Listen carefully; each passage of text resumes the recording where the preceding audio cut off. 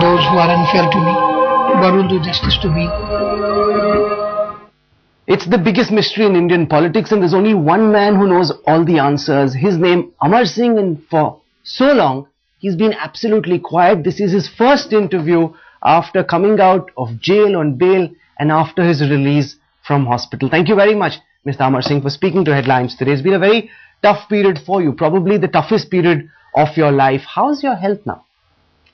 Well, I have to remember one aspect about my health, that I don't have intestine and I don't have kidney, and transplanted kidney is there in my system, and I am on immunosuppressive drug, so I will have to be permanently, consistently on drug, and I will have to maintain my body. As long as this maintenance is continued, I will be alright, and the moment I slip out of this maintenance system, I will face dire consequences.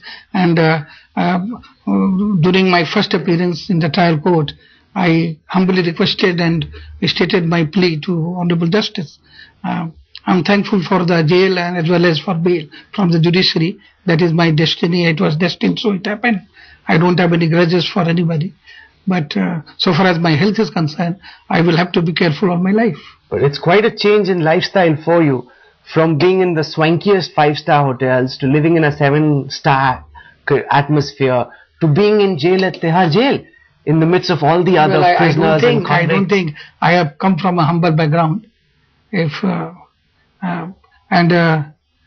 have, unlike many others, I am quite accustomed to hardship. I have come hard way in my life, so I was very comfortable in the jail.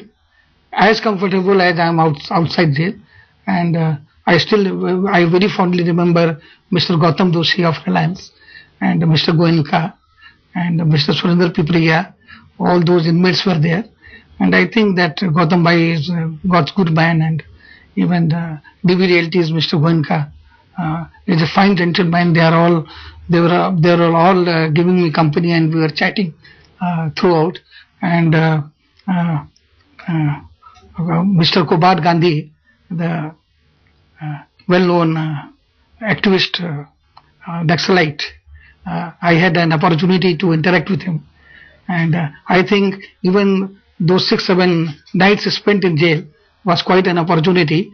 I have come to know Kobad Gandhi, and I had an opportunity to interact with him, and you may agree or disagree with him, but with his honesty and sincerity and dedication for the cause he believes in is outstanding.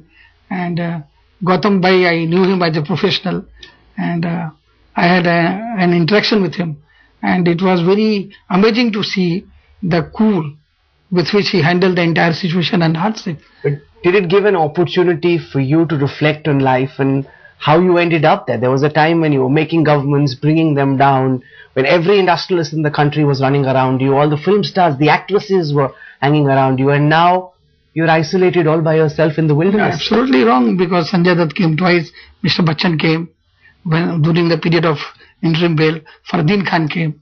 Only thing is that they quietly came and went, and the camera lenses were not focused, so there is not such a great change in life.